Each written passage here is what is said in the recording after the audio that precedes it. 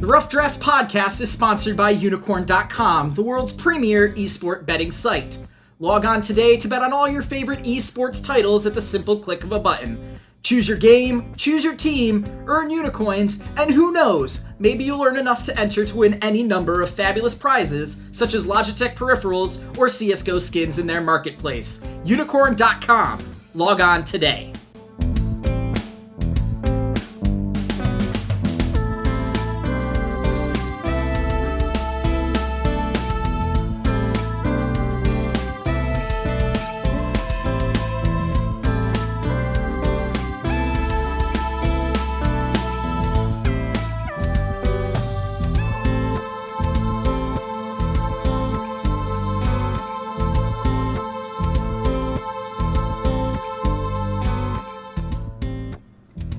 Hello, Internet, and welcome to a very special edition of the Rough Drafts podcast. We are now into Group D of the 2016 League of Legends World Championship. We've gotten Group A out of the way. We've gotten Group B out of the way. We've gotten Group C, and I don't know if any of you also passed kindergarten like I did, but D comes after C and before E, and that's okay with me. And joining me on the other line, I just came up with that rhyme. I was like, okay, how do I make this funny? I'll make a rhyme. I think you just unlocked a rhyme in kindergarten that they taught you over and over. Just one of those memories you didn't realize you had. Like that was just too on point. I'm not sure I believe that as a natural. I already made the Jackson 5 joke in the last podcast, so I can't really. And if you want to hear that Jackson 5 joke, it's at the end of our EDG podcast, which you can find on YouTube searching up Rough Drafts podcast, and on SoundCloud and iTunes if you look up esports Rough Drafts. I am a company man. Da-da-da, da-da-da. Little fantasy focused podcast joke. But Chase Wassenar, the RedShirtKing, is joining me on the other line as always. I feel like it's not a surprise anymore where we're like, okay, guess who my guest is today? Oh, it's Walter and Chase. It's the Vine, that 7-second Vine where it's like, who's that Pokemon? Pikachu. It's Clefairy. It's Jigglypuff from above. Well, one day it's going to be somebody else, and people are going to be so confused. It'll be like the best April Fool's Day prank ever, where we find two people who kind of look like us, and everyone's like, what? Wait. I got it. Ladies and gentlemen, I need to introduce you to my fraternal, my twin, my Siamese twin, Nicholas Fedczuk. I see. Hi, guys. I'm Walter's twin, Nicholas. Right here. Chase has a new co-host. I have better eyes than Nick. I have better eyes than Walter. That's literally all it is. Is that better eyes? I see. There you go. Look, if we learned anything from the Superman comics, it's that glasses can absolutely change how people view you. 100%. It's perfect. But you know what? We're talking about a team that perfect is probably the last word I would use. They're a team that had a lot of hype around them in the regular season, and rightfully so because they had an amazing regular season.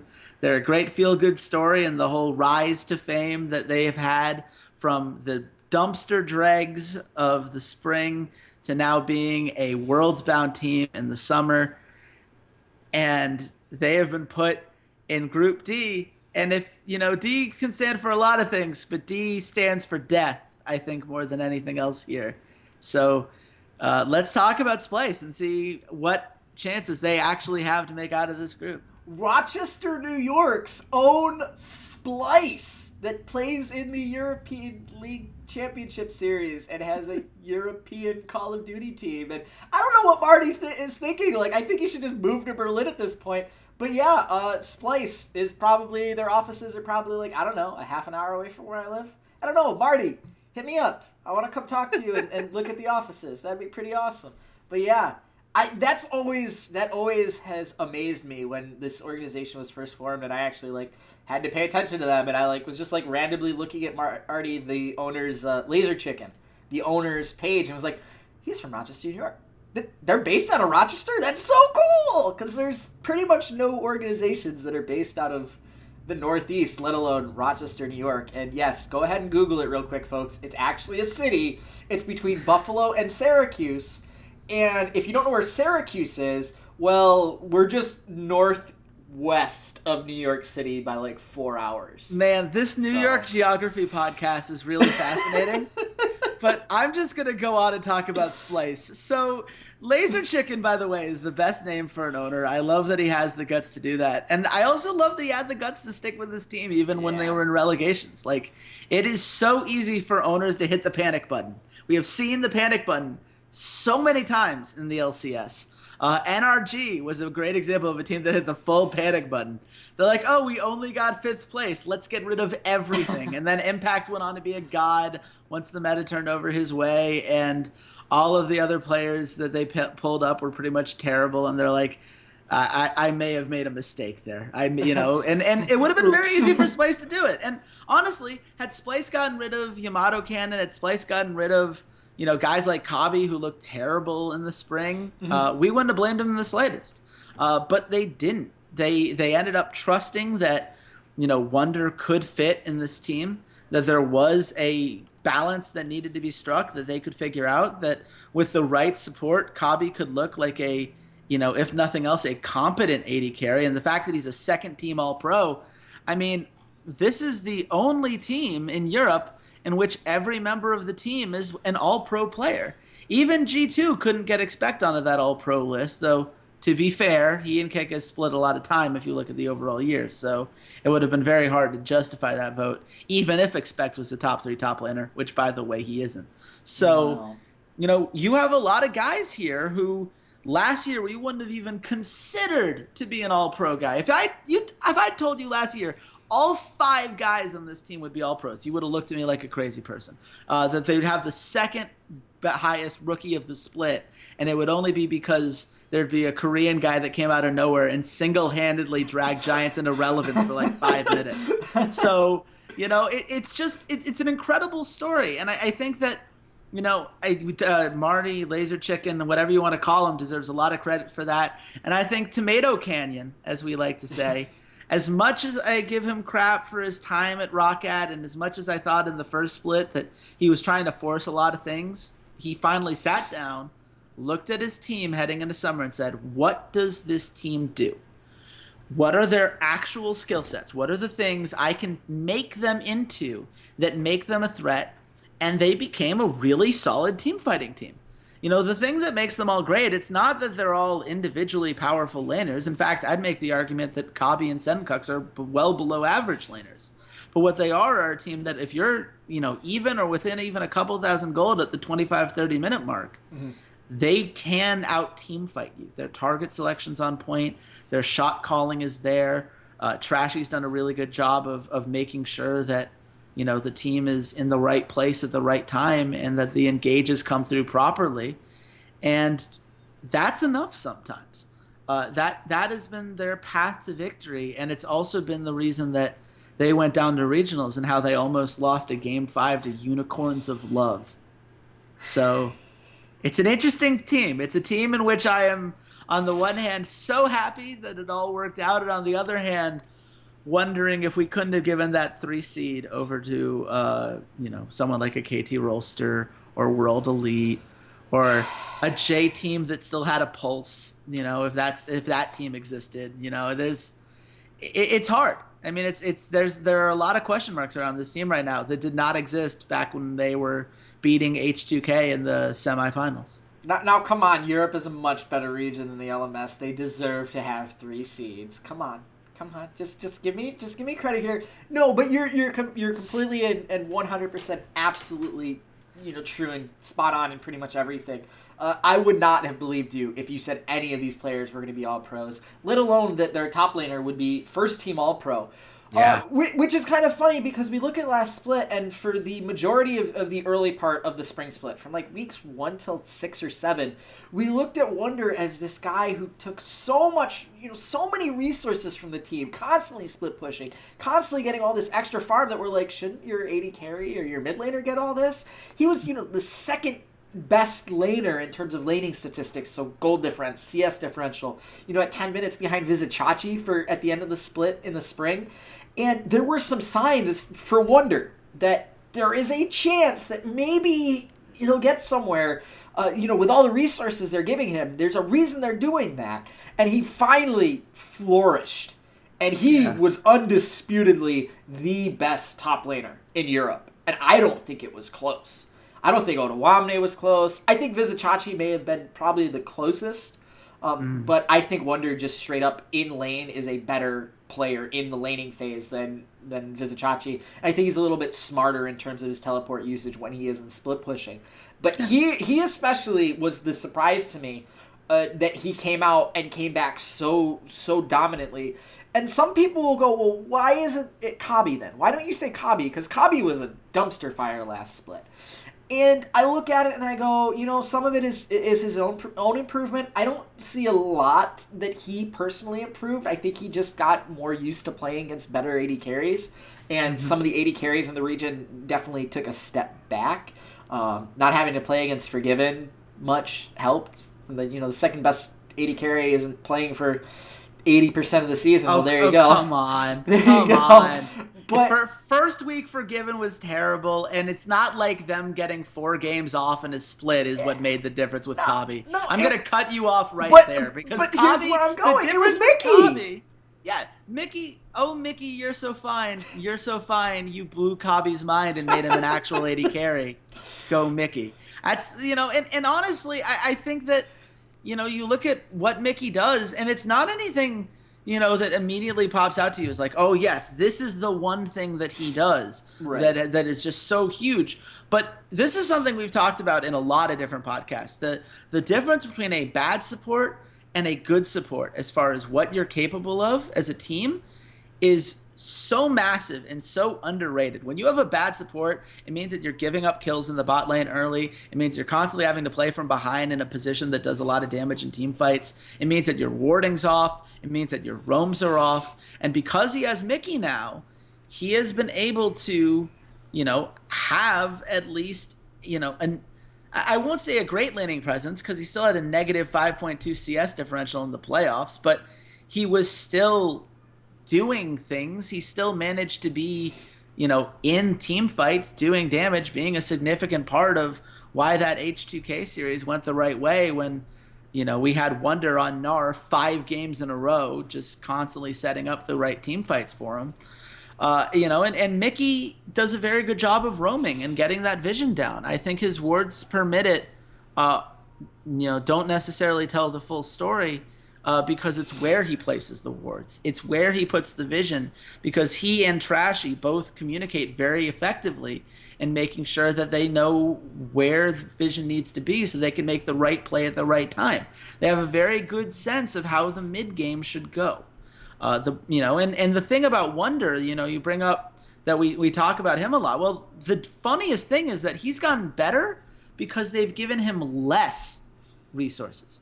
Because he's not getting as high. I think at his highest point, he was getting like 25.3% of his team's gold share, which for a top laner is absolutely insane. You have to be nuts to do it. And especially when it was like a tank kind of meta for a lot of that. And it was like, why are they doing this? Like, it clearly wasn't working. But now that they've put focus elsewhere, it's allowed Wunder to actually play to his strengths. It's allowed Wunder to have a good to decent, laning phase. He has a CS differential in the positives more often than not. And, he's not going to necessarily be getting any early kills. This is not a team like H2K that likes to go for crazy first bloods. But they are a team that, once Trashy hits level 6, they'll go for smart, intelligent ganks. They'll use their teleports effectively. They'll have wards, like I said, in the right place at the right time. And all of that translates to good team fighting. And if team fighting was the only thing that mattered in winning a game, Splyce would be a spooky, scary, once again, another St. Louis Rams-like team that could potentially get out of this group in my mind. Unfortunately, this game is not just about team fighting. And they have significant problems in terms of Baron control, in terms of Dragon control, in terms of making sure, some of the things we talk about with wildcard teams like INTZ of just making the correct macro decision after they get a team fight. And when you've played in the EULCS and you won as many games as you did in the regular season, you'd think they'd figure that stuff out. But instead, we got the sloppiest regional finals I think Europe has had in a long time where I think either team getting through, I had no confidence in. And it's, as much as I'd love to focus on the 3-2 victory over H2K, because Wonder played an amazing series, and certainly they were able to out-team fight a team that people are now giving a lot of credit as far as what they might be capable of over in Group C. I can't shake the fact that when push came to shove and it was Splyce's series to lose, they almost lost it. And they needed a 60-minute game in order to pull out what should have been Unicorns of Love victory in Game 3. They could have lost this series 3-1.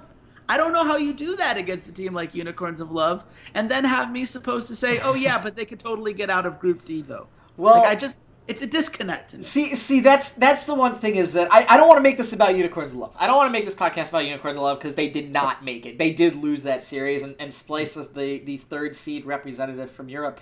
I will tangent for 1 second. I feel like we kind of hit Unicorns of Love a little bit below the belt. We got to give them some props. They were the fourth team in Europe. We don't have to like it. We don't have to. We can question how it happened and go, I don't understand how they do it. It's Unicorns magic. Whatever. I think we're at this point where we kind of have to respect Unicorns of Love a little bit, to the point that they were a game away from making it to Worlds. And if you make it to Worlds, sure, we have to give you some sort of respect. I do like the point that you bring up that basically Splyce has this kind of philosophy, this like internal philosophy that it's not the first blood that matters, it's the last one. And they capitalize very efficiently off of their team fights. I think they're in fact one of the smarter teams in terms of getting objectives after they win fights. They're very decisive in understanding, okay, we have enough health to go do Baron. We don't have enough health to go do Baron. I view it a little bit differently than you are. See, but that's the thing. The stats in the playoffs don't bear that out. Their Dragon control and Baron control were below 50%. Mm-hmm. And I understand that some of that is the 1-3 loss to G2 Esports. Uh-huh. But they were also behind in that regard against the Unicorns of Love. Unicorns of Love got more Barons and more Dragons. Well, and it was one of these things where it came down to a lapse in decision-making. And honestly, if you want to give them the benefit of the doubt, and I know a lot of people do. I know a lot of people are saying, right now, I can hear you screaming through the monitors. Already I can hear it. You're like, Chase, this was the big stage for a team that had nobody with any sort of experience in a finals, in a win-or-go-home matchup against a team with Vizichachi and Hylissang that had been in that exact same type of series before and has a coach like Sheepy that knows how to prepare well for it. And to you guys, I say, why should that make me feel any better about Worlds? Why is that a positive? Why do people echo this argument as if somehow this means that Splyce is now suddenly magically going to be ready for the bright lights of the world stage? If they couldn't handle it against Unicorns of Love, if all of this strategy, and you're right, in the regular season, they were good at capitalizing on these things. But in the playoffs, they weren't. They had a terrible job against the Unicorns of Love. Rewatching that series was torture for me because both of those teams were making terrible decision after terrible decision. You can go back through. I live tweeted that series. There aren't happy tweets in that series. It's whoever wins, we lose, and can we please just have a redo or give the seed to somebody else? Like, nobody on Twitter those days was and you can go back through the series for yourself. None of that looked good, and it doesn't mean that the Unicorns of Love are a bad team. They did finish fourth. They deserve credit for what they did, especially given how much turnover they had on the roster. It doesn't even mean that Splyce is necessarily a bad team. That would be shaking off the fact that they had the second best regular season record. They went 24-12 in the regular season with a team that, needed to make adjustments early on, and they've adapted well. But this team, when the pressure was on, collapsed. Yeah. It was not a minor collapse. It was like they had an aneurysm, and all of the things that made them Splyce, outside of knowing how to pick team fights, just left their head. And honestly, when I'm looking at this group, I say, yes, I know they can team fight well. And yes, I know theoretically they can play around objectives well. Mm-hmm. But their inexperience was so costly. And they, more than anyone, need to benefit from the Korean boot camp and say, we can learn from this. We are going to play teams like Korean teams that will capitalize on every mistake that we make so that we learn how to do the same ourselves. And then, of course, we hear rumors that Korea doesn't want to scrim against Western teams anymore. So then it's like, well, then I don't know how Splyce is going to learn it. And I certainly don't believe that Splyce is somehow going to be prepared when the entire world is watching them and that they're going to feel more comfortable if that's the argument that people are going to keep echoing. So I just don't buy it. I buy that this team has the potential to be an objective-focused, well-rounded team. That's not who they were in the playoffs. It's not who they were in regionals. They got by H2K because they were better 5v5. And if they're going to have any chance of getting out of this group, that is the one thing that they will have to depend on, is that 5v5 shot selection team fighting. It sounds like they're not getting out of the group according to you. I think it's a 5% chance. I think that you're giving INTZ a better chance to get out of their group. They're in a weaker group. Group C has two teams in AHQ and H2K that I think have fatal flaws. Okay. I think the rest of the teams in Group D are good. I think TSM is I have TSM as the third best team in the world right now. And I know you hate when I say it, which is why I will continue to say it. Stop. Absolutely. Can't stop, won't stop. Just like Royal, I will never give up on that. And we're going to get to my analysis on Royal Never Give Up later. I know you have strong feelings about Samsung Galaxy. Like, I don't know how Splyce is supposed to handle these teams. Every single one of the teams we just named has veteran experience, have players that have been to Worlds before, or are orgs that have been to Worlds before, in the case of Samsung, at the very least. Right. They're all ready for this. Splyce wasn't a team a year ago, and half a year ago, we weren't sure they were going to continue being a team. So for us to believe that they're somehow going to, we're going to fix all of the flaws from that Unicorns of Love series, all of the things that allowed G2 to wipe the floor with us in that finals, and we're going to, be a team that is able to consistently win games against a Korean team like Samsung or a TSM or an RNG, and all that's going to come together just fine. I think that is wishful thinking on the part of the European region. I think this is where we see the gap between 2 and 3, and it's not a talent gap. It's not even a potential on paper gap. It is I do not think this team is ready for the big show. And I don't think a month is enough to get them there. I would love to see them come back to Worlds next year, and I'd love to see what happens when they come back to Europe in the spring. I don't give them much of a chance at all in this group. It's too tough. There are too many good teams. Well, I think the real losers from Splyce being in Group D are Riot Games, because they won't be able to have Yamato Cannon on the analyst desk for the group stages. He'll be too busy getting his guys ready for the It's fine. He'll be ready for the quarterfinals. Double Lift's going to be fine this year. That's the real. We'll see, but some strong and harsh criticism from Chase. Come at me, Splyce fans. I'm at RedShirtKing on Twitter. Let me know why I'm wrong. Watch that 5-game series between Splyce and Unicorns of Love and tell me why I'm wrong. They will. And you can at RedShirtKing. We finish this podcast, which is happening right now. So go watch that 5-game series and see what Chase is talking about. That's a great idea. But before you do that, go back and watch all the other videos that we've done. Like I said earlier, we've done groups A, B, and C. We've done SKT. We've done EDG. We've done AHQ. We've done INTZ. Like, come on. We've done these great, awesome teams. Go give those a listen. Go give those a watch. You can check them out on YouTube. Just look up the Rough Drafts podcast. And then on SoundCloud and iTunes, just look up Esports Rough Drafts. And as always, if you want to tell Chase why he's so wrong about Splyce, or anything else about any of the other episodes, past and present or future, you guys can hit us up at Rough Drafts Pod, and our personal Twitters. I'm at Ceades_LOL. Chase, you said it a couple times, but one more for the people in the back. Look, I'm telling you, man, at RedShirtKing, I do not hate Splyce. I wish him all the best. But all the best is going to be 1 in 5 if they're really lucky. That's all I'm saying. Peace out. I'm done. Dropping the mic. I'm dropping the mic. We got other teams in Group D to talk about that matter, Walter. We got to move on. And we're about to go. Hey, hang on 1 second. It's my Samsung Galaxy phone. I need to take this. Until next time, Internet. Goodbye. No, God, it'll blow up. Don't do it.